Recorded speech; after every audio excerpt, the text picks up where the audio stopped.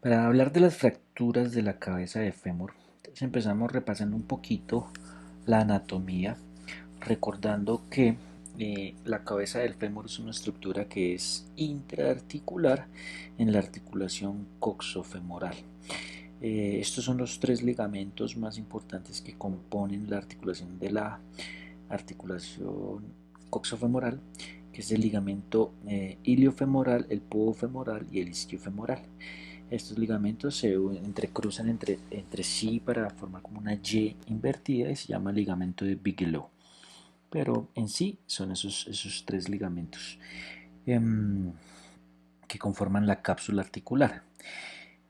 Em, la irrigación de la cabeza femoral está a partir de la ilíaca. La ilíaca pasa el ligamento inguinal para convertirse en la arteria femoral y la arteria femoral va a dar estos ramos. Acá viene la femoral que va a dar una bifurcación y esos ramitos va a formar la arteria circunfleja lateral y la arteria circunfleja medial.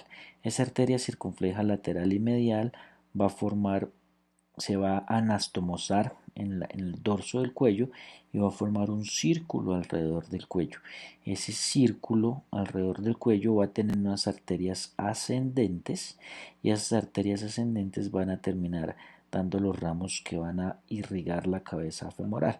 A ese complejo se le llama retináculo de Wimbrich, que es la principal irrigación de la cabeza del fémur. Cuando somos más pequeños tenemos una importante porcentaje de la irrigación dada por la arteria que está en el ligamento redondo de la cabeza femoral.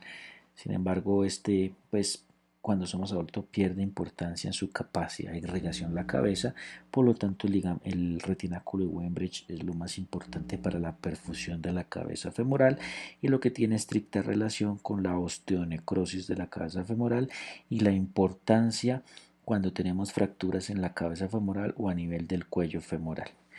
Entonces, si hacemos un corte axial a nivel del cuello femoral, así se va a ver el retináculo de Wimbrich con las arterias ascendentes que a todo alrededor del cuello femoral van subiendo para penetrar e irrigar la cabeza femoral. Las fracturas de la cabeza femoral generalmente están asociadas a traumas, generalmente traumas en extensión o traumas en flexión, más que todo en flexión, y esto tiene mucha relación con el acetábulo, ¿no? Con las fracturas acetabulares, con la luxación de cadera, donde en algunas ocasiones se asocia a la fractura de la cabeza del fémur. No me extenderé aquí ya que hay una charla específica de luxaciones de cadera. Esta es la clasificación de Thompson y Einstein, que es para las luxaciones de cadera, donde en algunas variantes está fracturada la cabeza del fémur.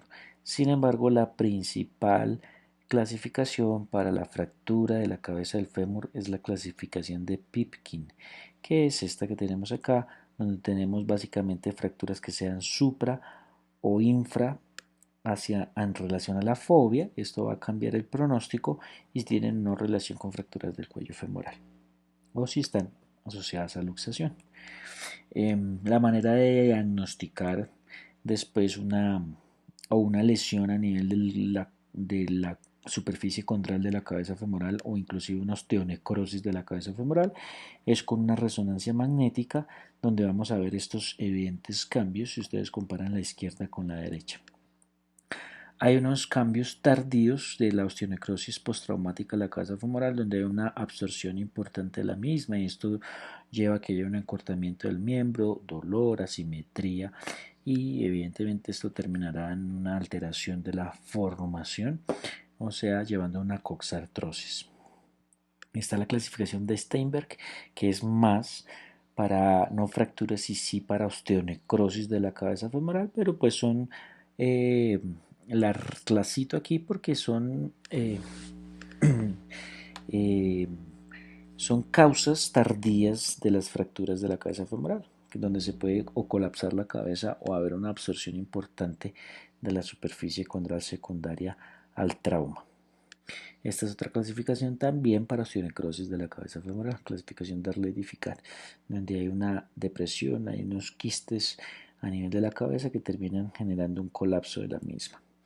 El manejo Hay varias técnicas quirúrgicas, se puede hacer de manera abierta, donde se hace un abordaje, puede hacerse directo anterior o anterolateral, hay varias técnicas de abordajes quirúrgicos, donde finalmente se hace una capsulotomía y se hace una luxación controlada de la articulación para hacer la osteosíntesis de la cabeza femoral. Esto generalmente se hace con unos tornillos que se llaman tornillos de Herber, que son tornillos sin cabeza que van a quedar sepultados, pues para que evidentemente no haya atrito en la articulación y no deteriore la superficie del cartílago. Estas son unas opciones cuando tenemos manejos tardíos, que haya formación de quistes o signos claros de osteonecrosis de la cabeza femoral, se pueden hacer reperfusiones vasculares. Una de ellas es esta técnica donde con un clavo de Kirchner o un Steinman se hace unas perforaciones a nivel de la cabeza con la finalidad de estimular el sangrado en esta región y la regeneración.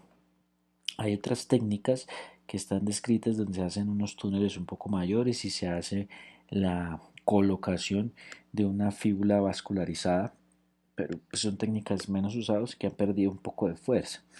Hay unas técnicas de rotatorias, con osteotomías de rotatorias del cuello femoral para cambiar la posición de la superficie condral lastimada y de esta manera pues evitar reemplazos articulares en pacientes jóvenes.